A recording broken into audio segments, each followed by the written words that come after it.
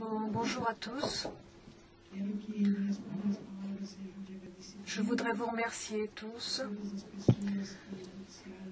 à toutes les personnes qui ont permis que je sois ici avec vous aujourd'hui, dans la Ville Lumière, que j'aime beaucoup, certainement pour des questions de réincarnation, et parce que je vais traiter d'un sujet qui est très beau et sur lequel je travaille beaucoup dernièrement.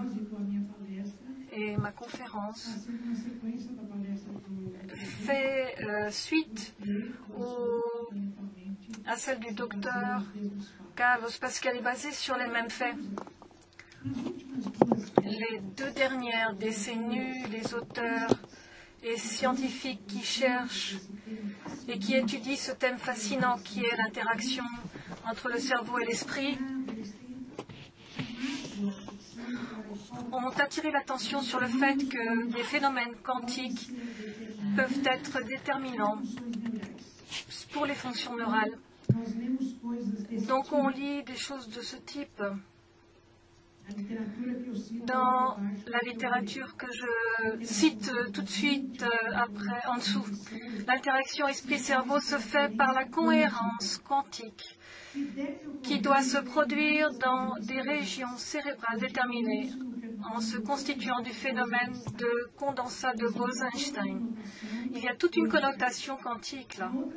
Dans l'autre citation en dessous, l'esprit pourrait être envisagé comme un champ non matériel dont l'analogie la plus proche serait peut-être un champ de probabilité de la mécanique quantique qui ne transporte ni énergie ni matière et qui va transporter donc des informations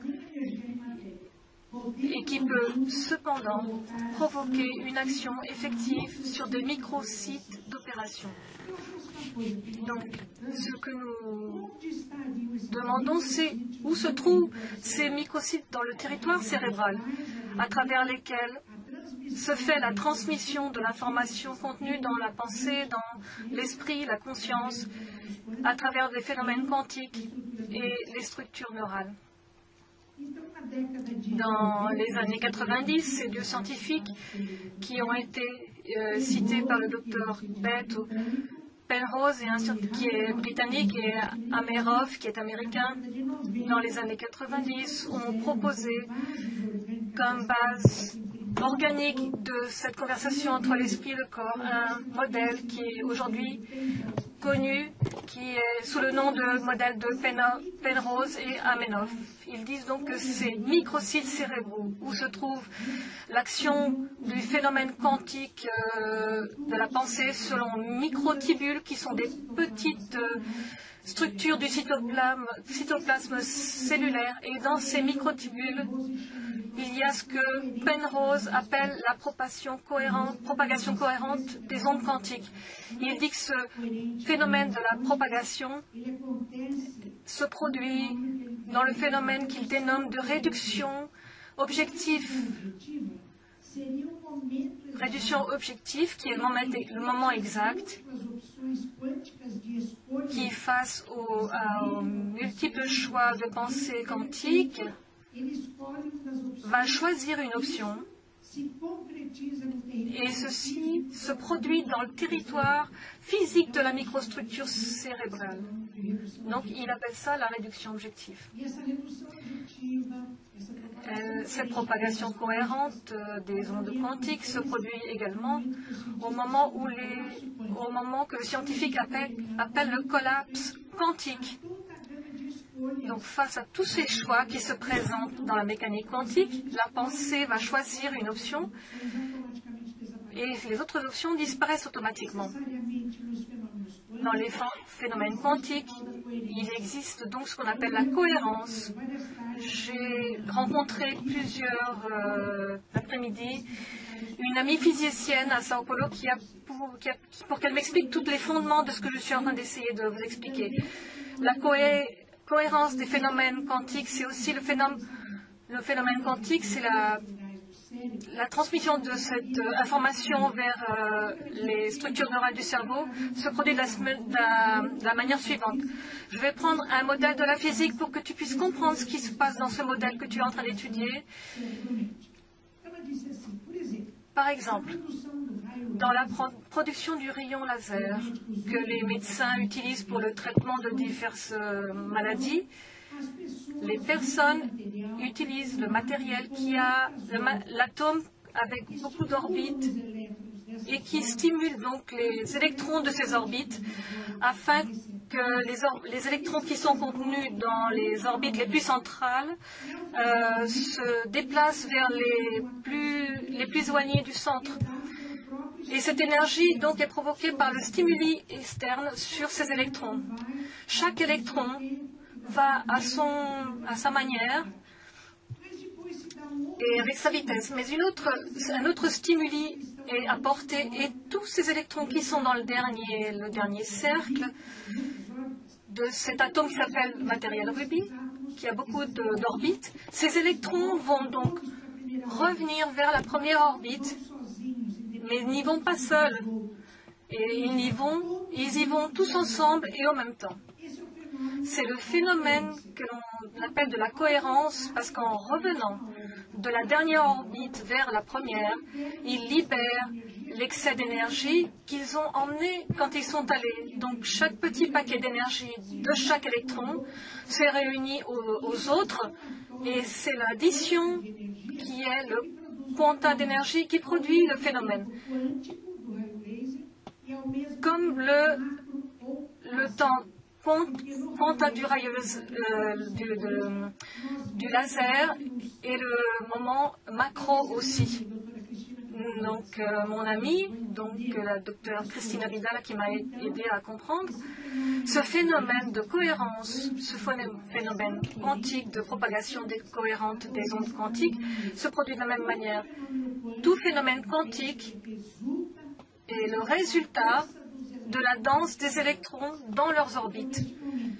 Au moment où l'information contenue dans la pensée stimule ces micro-sites neurales à travers des microtubules, c'est ça qui se produit. Il y a un travail effectif des électrons contenus dans les orbites de leurs atomes. Je pense que j'ai fait une bêtise ici.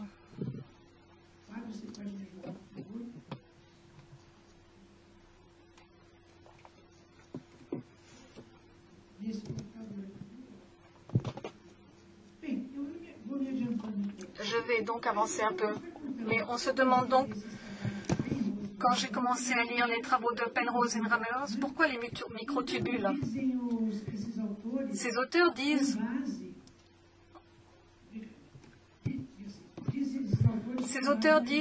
en se basant donc sur la littérature que je cite en dessous, de nombreuses études établissent le lien entre le cytosquelette cellulaire qui est formé de microtubules à des processus cognitifs comme la dysfonction mentale de la maladie d'Alzheimer, dans laquelle on constate parallèlement un dérèglement de la structure des microtubules.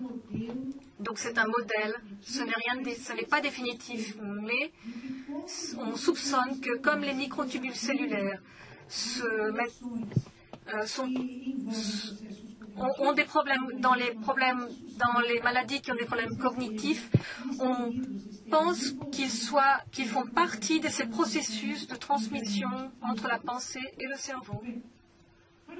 Pour ceux qui ne font pas partie du secteur de la santé, le cytoplasme cellulaire est contenu donc dans la membrane cytoplasmique et il est composé du cytosquelette, les organites et les inclusions. Les microtubules font partie du cytosquelette et vont former une autre structure qui sont les centrioles ou centres cellulaires. Les microtubules sont ces formations tubulaires qui sont formées de 13 filaments ou cordons de protéines qui proviennent des tubulines alpha et tubulines bêta. Et dans leur ensemble, elles forment une forme en spirale qui est convenable pour que les microtubules puissent être tournés dans le sens vers la gauche ou vers la droite. Et nous verrons donc par la suite que le changement de forme de ces microtubules, de cette protéine, va montrer du point de vue physique, de notre réalité physique, qu'il se produit un phénomène quantique et neural.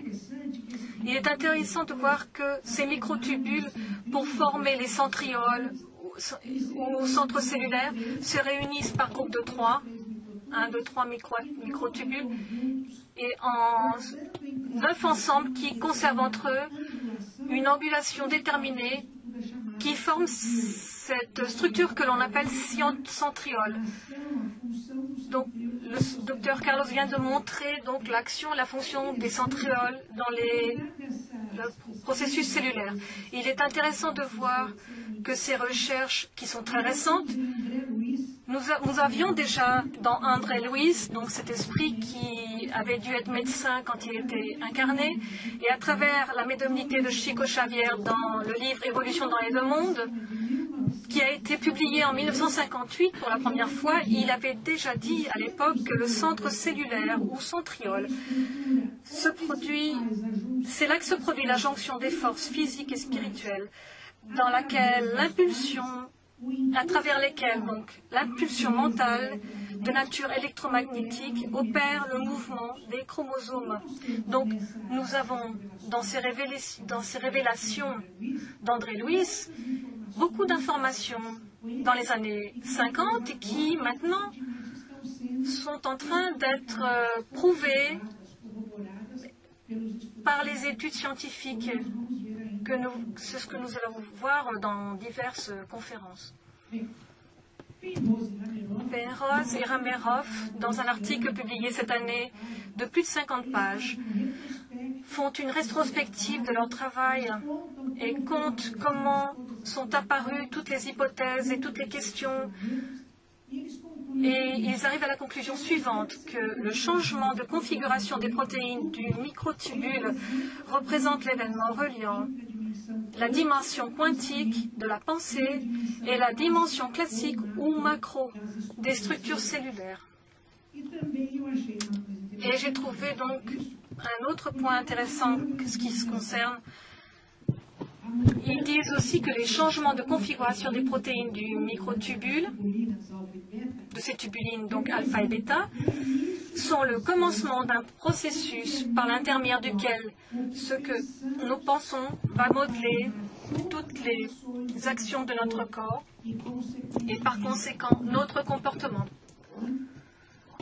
Mais dans André Luiz, toujours dans Évolution dans les deux mondes, et je répète donc qu'il a été publié en 1958, pour la première fois, il dit « La particule de la pensée est passive en présence du sentiment qui lui donne forme et nature pour le bien et pour le mal. » André Luiz a dit cela avec tant de temps avant, et cela est confirmé par la science, parce que plusieurs scientifiques comme le docteur Kensi Pert valorisent le type de sentiment, le type d'émotion que nous avons, et comme le docteur Carlo me l'a dit, qui revêt les pensées comme une manche de chemise, parce que les émotions fonctionnent comme le véhicule qui transporte les informations cognitives. On n'admet plus aujourd'hui que les informations cognitives sont transmises et sont pures. Elles sont toujours accompagnées d'une coloration affective, émotionnelle.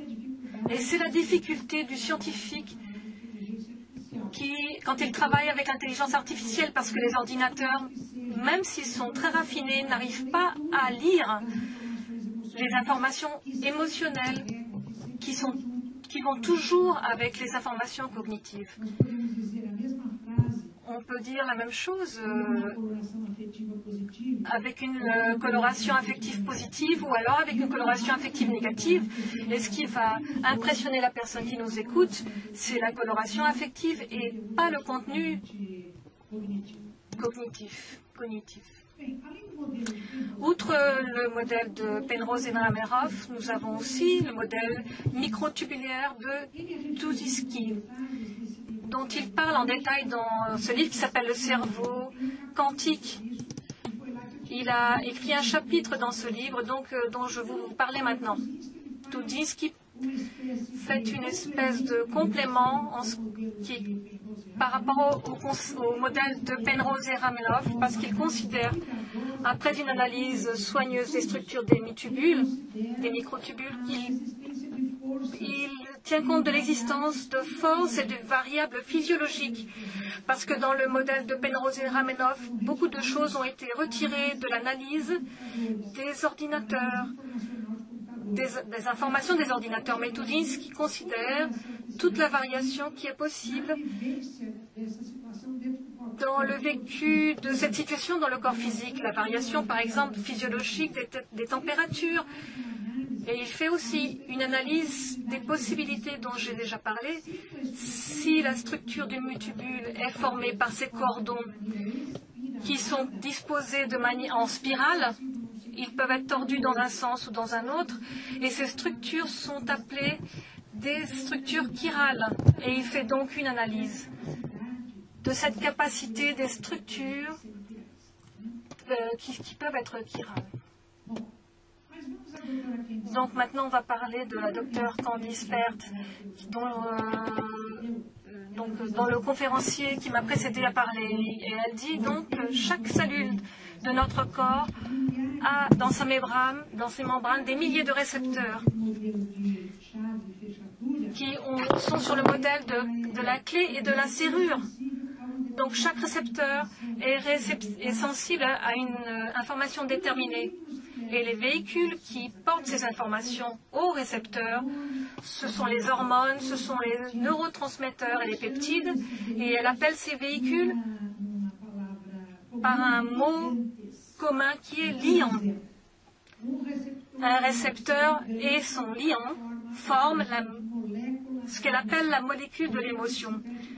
La docteure Candice Pert valorise les émotions dans la transmission des émotions.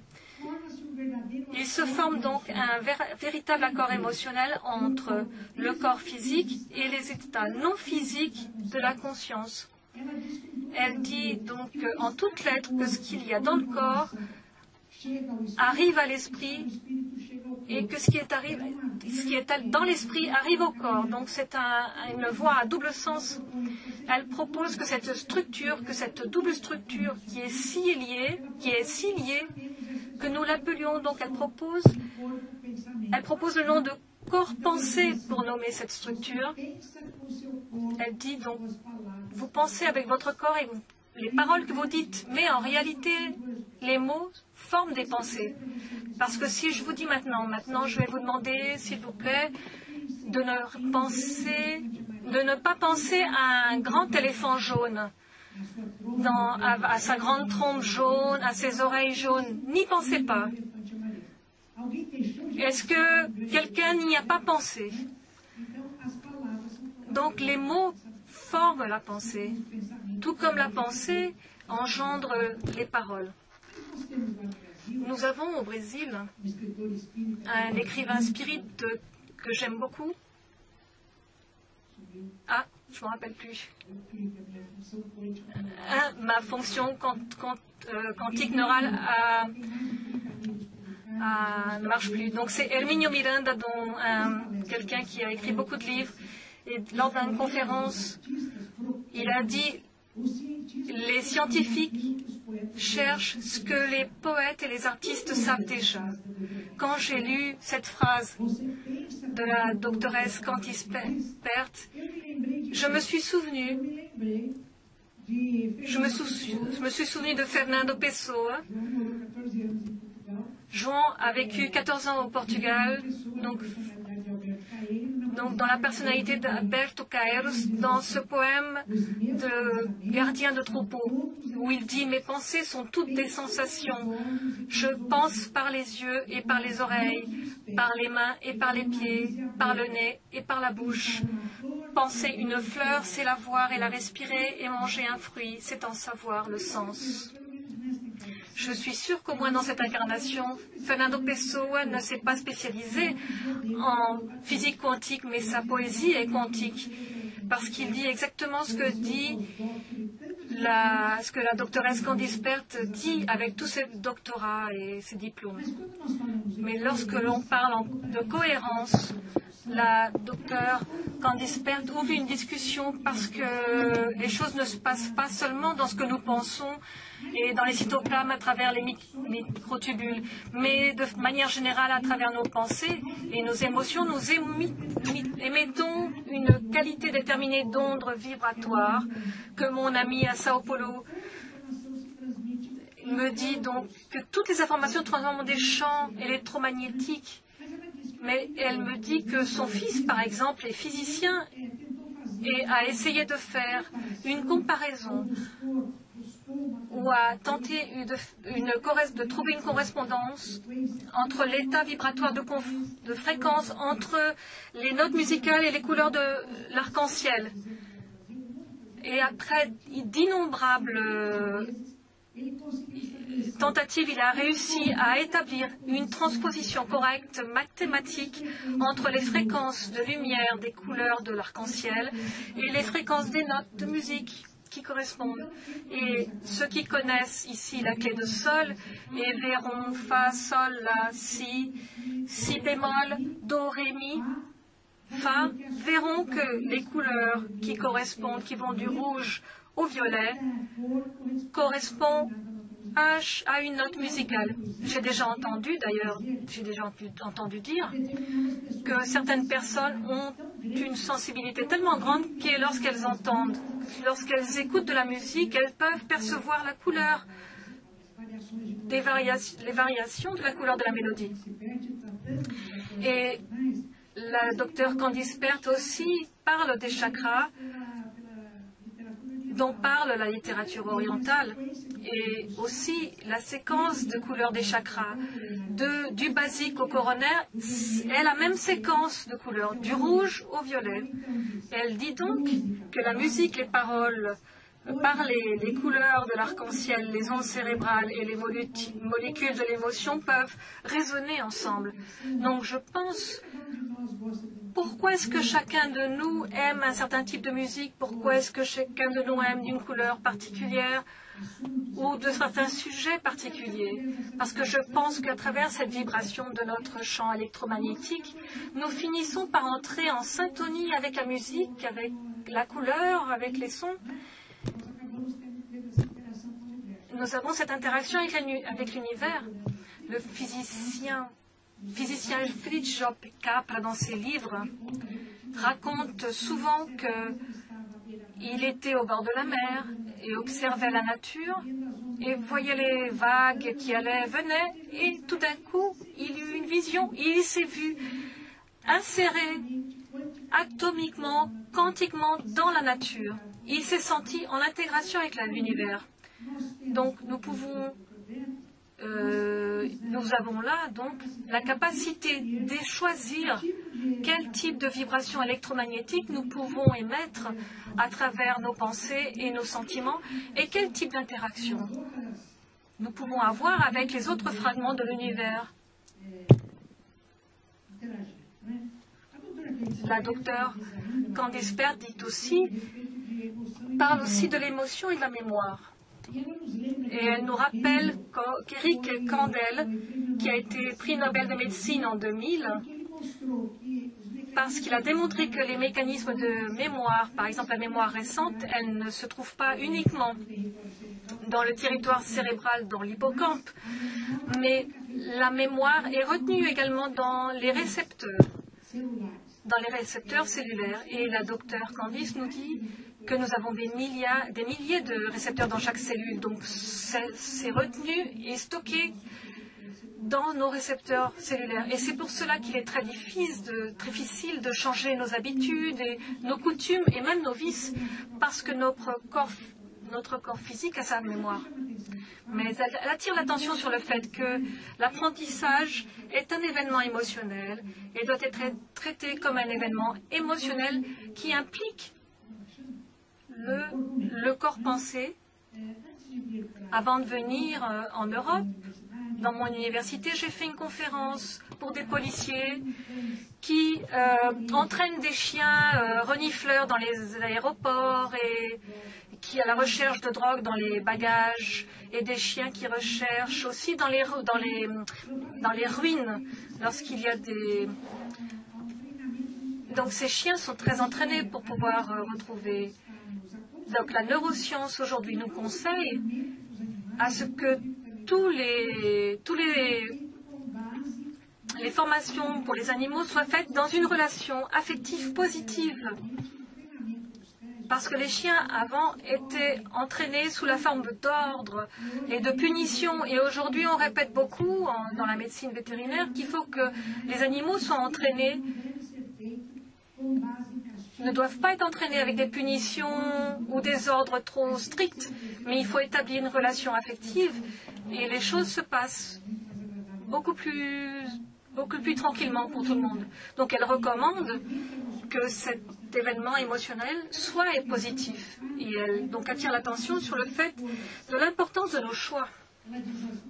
Nos choix sont aussi des événements émotionnels. En 1981, elle a fait un travail sur le cerveau de singe à la recherche de la présence de l'endorphine, qui est une substance, un des liants, qui est lié à la sensation de plaisir et d'euphorie que nous avons face à une information, une bonne nouvelle ou après avoir fait des exercices.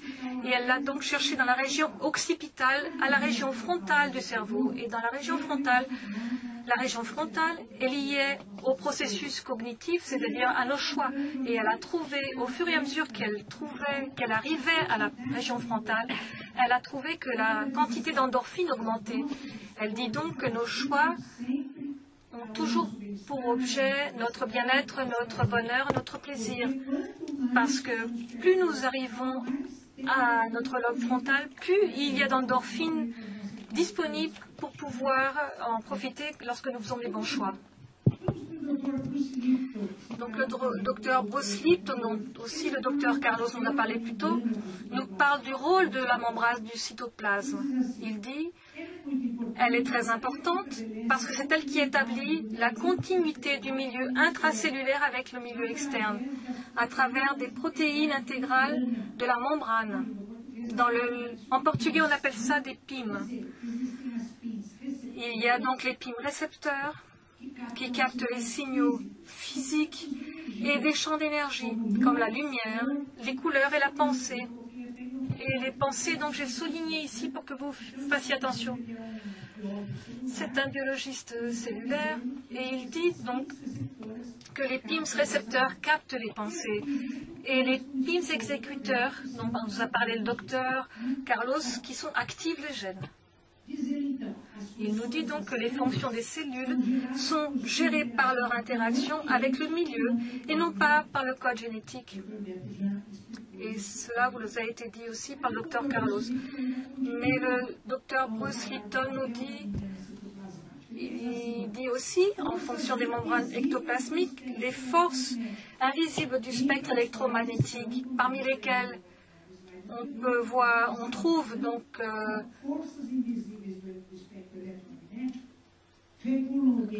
elles règlent l'ADN, l'ARN et font la synthèse des protéines. Elles altèrent la fonction et le format des cellules, leur distinction, la morphogénèse des organes et tissus, la sécrétion hormonale, la croissance et la fonction nerveuse.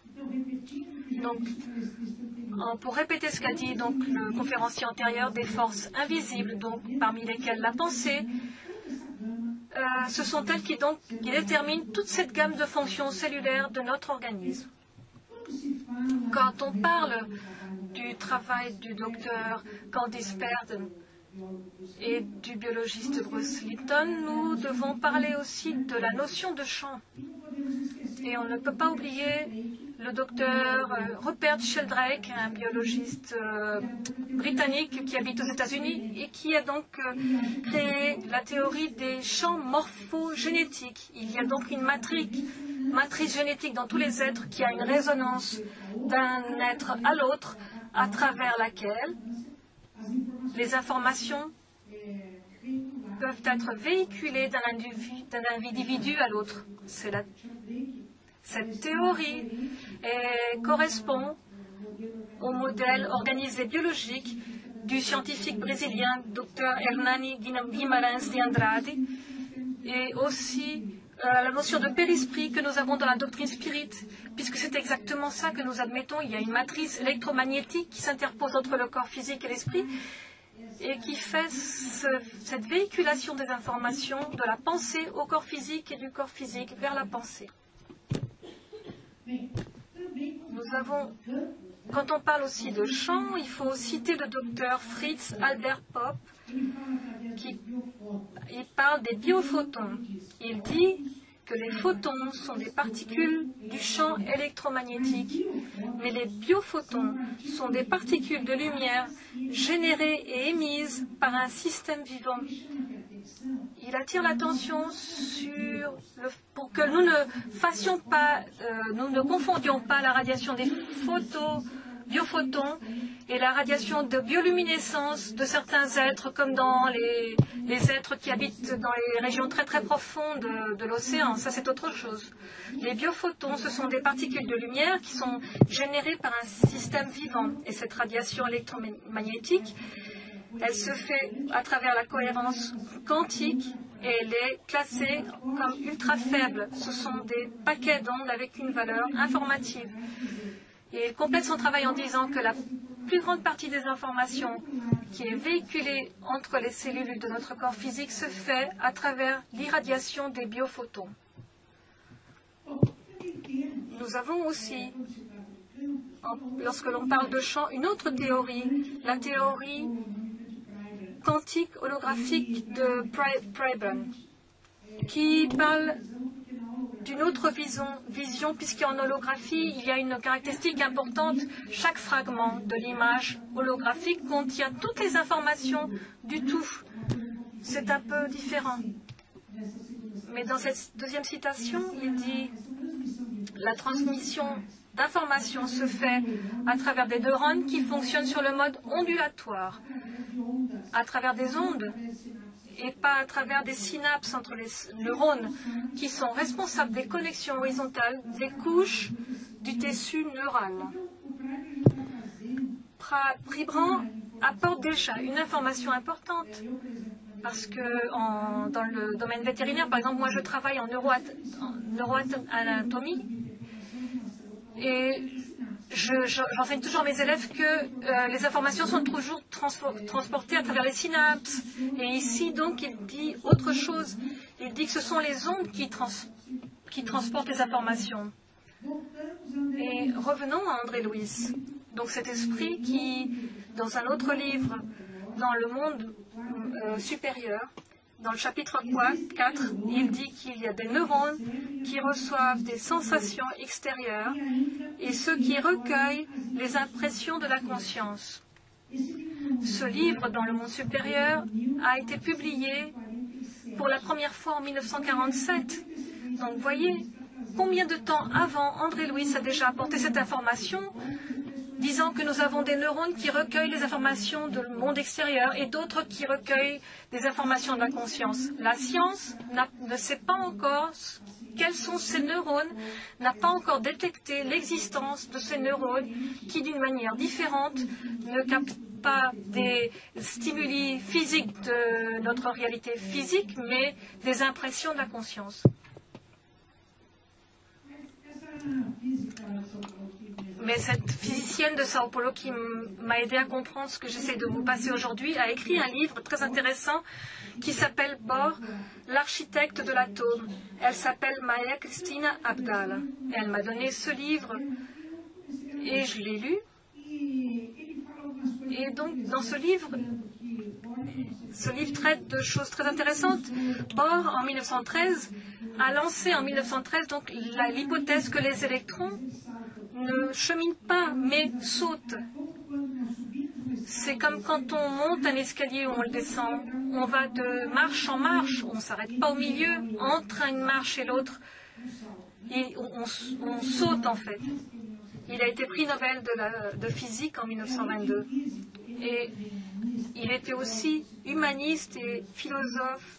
Il s'intéressait aux problèmes politiques et sociaux. Sur ces 50 travaux d'après-guerre, seuls 3 étaient de nature scientifique. Tous les autres étaient à portée philosophique et humaniste. Bohr a fait attention à la manière dont les gens se comportaient pour exprimer leur contenu mental. Et il a élaboré ce que l'on appelle le plan d'objectivité. Il fait un parallèle entre les plans d'objectivité et les feuilles de Riemann. Les feuilles de Riemann, selon la doctoresse Abdallah, tiennent compte de ce que l'on a des fonctions. C'est une expression mathématique qui fait la relation entre une chose et l'autre, ou entre une chose et plusieurs autres choses. Donc, quand la fonction est univalente, quand vous allez au médecin, par exemple, et il vous dit de vous asseoir, et il vous cogne le genou avec son petit marteau, la réponse qu'il attend est que, si vos réflexes sont bons, c'est que la jambe se lève. Donc, c'est une fonction univalente. Pour un stimuli, vous avez une réponse déterminée. Le début et la fin du processus se trouvent au même endroit. C'est univalent. Mais il dit que certaines choses ne se passent pas de cette manière. Par exemple, en mathématiques, quand on a une fonction qui a plusieurs alternatives ou plusieurs réponses possibles, c'est exprimé avec la figure d'un ressort, parce qu'on ne va pas d'un endroit et on revient au même endroit. Là, on commence d'en bas et en fait, c'est pas vraiment ça. Donc, on recommence, c'est pas vraiment ça, et ainsi de suite. Et par rapport à l'expression de la conscience, Bohr nous dit, quand vous dites à quelqu'un, et en la langue portugaise est riche en mots qui veulent dire plusieurs choses. Quand vous dites en portugais, quand vous dites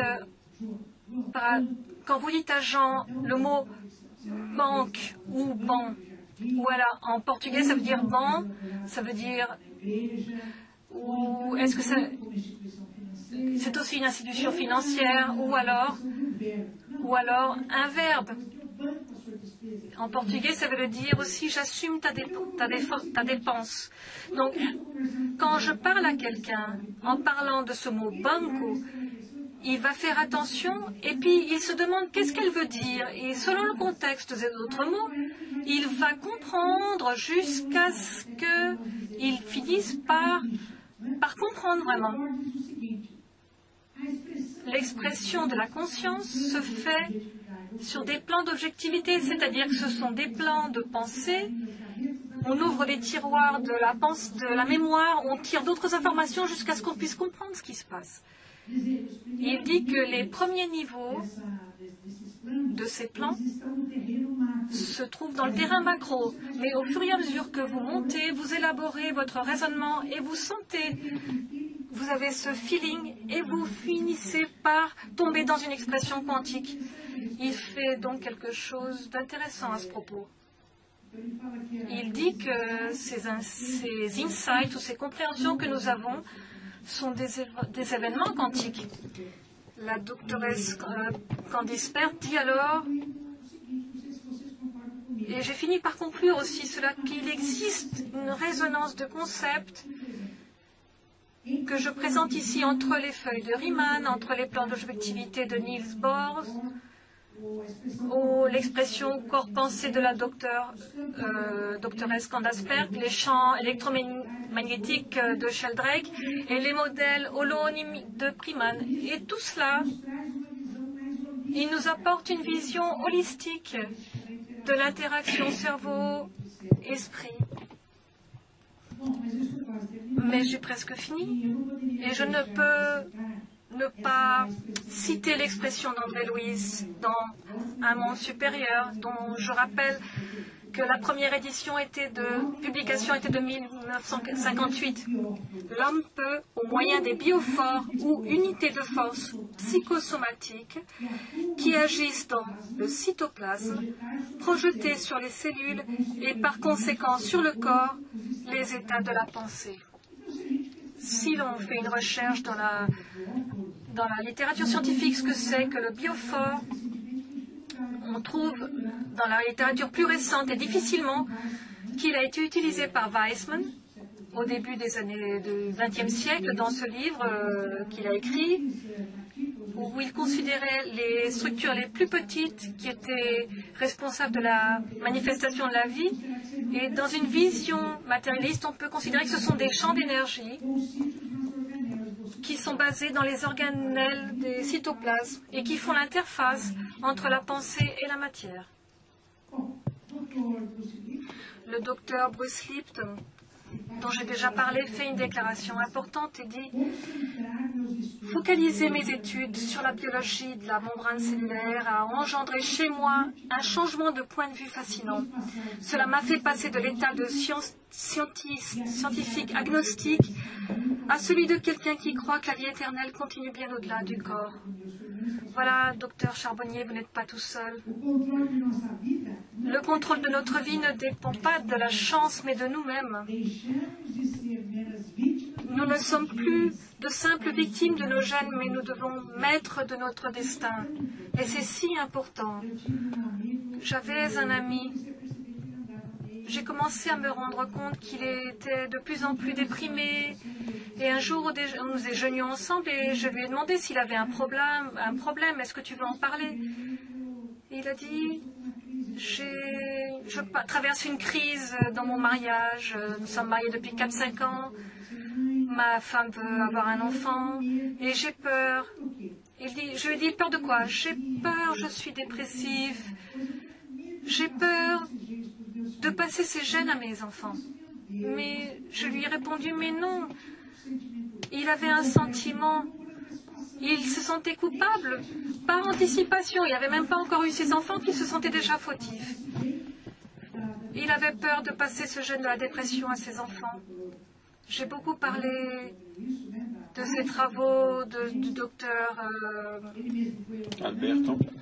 Carlos Alberto. Et donc aujourd'hui, il a ses enfants et il est très très heureux. Il a fini par comprendre que la dictature des gènes est une chose révolue et que ça pèse beaucoup sur les personnes. Ce complexe de faute que nous sommes victimes parce que j'ai hérité ceci de mon grand-père ou de ma grand-mère. Nous sommes les maîtres de notre destin. Et donc, je suis heureuse aussi de vous dire que ce scientifique brésilien, Miguel Nicoleles, qui dirige un centre dans le nord-est du Brésil et qui est aussi affilié à la Duke University, dans la revue Nature en ligne, il a écrit un travail dans le cadre d'un projet qui s'appelle Walk Again, dans lequel il souhaite faire que des personnes paraplégiques et tétraplégiques recommencent à marcher grâce à l'action de la pensée en traversant la barrière des problèmes neuro. Donc dans cette interface cerveau-machine, cerveau, il explique qu'il travaille donc avec des capteurs physiques qui sont capables de capturer l'activité électrique des neurones, de décoder et de l'envoyer à des appareils robotisés, puis de nouveau vers le cerveau par des signaux visuels, tactiles ou électriques. C'est-à-dire que la pensée interagit avec les machines déjà. Et dans ce travail qu'il a donc présenté à travers de Nature, sur les singes, ces senseurs, ces capteurs transforment les commandements numériques envoyés par les machines. Donc, dans ce travail, les singes, ils ont commencé à présenter donc une image holographique à l'individu et qui n'avait pas de bras, et son cerveau arrivait à capter les impressions. Il arrivait à bouger donc les éléments du jeu avec son bras qu'il imaginait. Nous croyons très peu dans le pouvoir de notre pensée. Et ces recherches du docteur Nicolelis nous révèle que c'est possible. Je pense que la science a tellement avancé, a tellement progressé, mais on peut en faire encore tellement de choses. Mais elle fait donc encore tellement de choses contre les animaux, contre les personnes, contre l'environnement. Et j'aimerais que toutes les formes de connaissances engendrées par la science et toutes les formes de connaissances soient utilisées pour le bien-être de toute l'humanité. Pas seulement pour les êtres humains, mais pour tous les êtres. Parce qu'en tant que vétérinaire, je participe à des ONG, des mouvements de protection des animaux, parce qu'historiquement, l'humanité a déjà tout essayé. Nous avons déjà essayé la guerre, la destruction, la subjugation, la vengeance, l'intolérance. Maintenant, il ne nous manque plus qu'une autre alternative, qui est l'amour. Essayons de pratiquer l'amour jusqu'à ce qu'il domine notre cœur, comme dit une chanson brésilienne. Nous avons besoin. Nous, on peut déjà le faire maintenant. Il nous faut labourer avec le fer des canons. Voilà, c'est un beau commencement. Le cytoplasme vous remercie et moi aussi.